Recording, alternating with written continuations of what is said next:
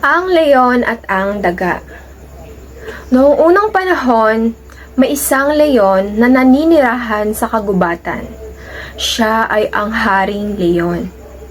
Isang araw, pagkatapos niya kumain, nakatulog siya sa ilalim ng isang puno. Nakita siya ng isang maliit na daga at nakatuwaang maglaro sa ibabaw ng isang natutulog na leon. Kanyang inakyat ang likuran ng leon at pagdating sa itaas, siya ay nagpadaos-os paibaba. Sa katuwaan ay di niya napansin na nagising ang leon.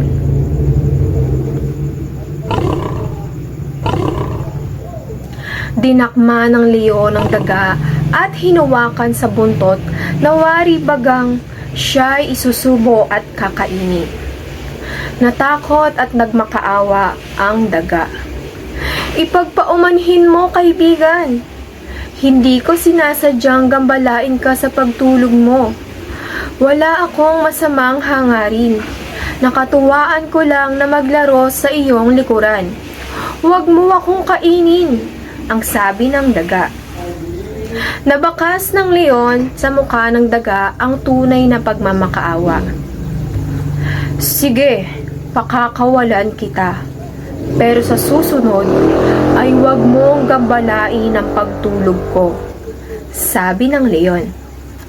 "Salamat, kaibigan. Balang araw ay makakaganti rin ako sa kabutihan mo," sagot ni daga.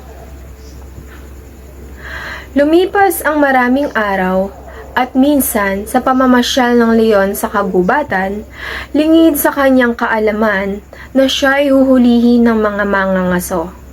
Hindi niya alam na nagtago ang mga mangangaso sa malalaking puno habang siya'y hinihintay.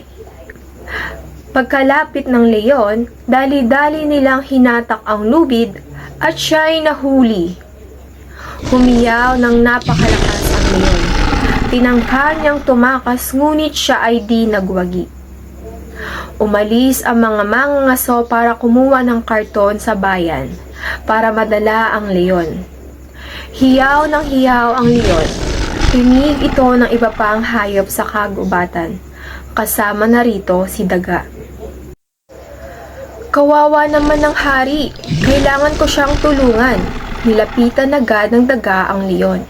Napansin niya ang isang lambat na nakabitin sa puno. Lumapit siya upang mag-usisa at agad niyang nakita ang leon na nahuli sa loob ng lambat. Dali-dali niyang inakyat ang puno at nginatngat ang lubid na nakatali. Agad namang naputol ang lubid at bumagsak ang lambat kasama ang leon sa loob. Mabilis na bumaba ang daga at tinulungan ang leon na makawala sa lambat. "Maraming salamat, Bubwit. Kung hindi dahil sa iyo nahuli na ako ng mga mangangaso. Utang na loob ko sa iyo ang aking buhay." Laking pasasalamat na sabi ng leon sa kaibigang daga. "Walang anuman, Haring Leon. Binalik ko lamang ang kabutihang binigay mo sa akin.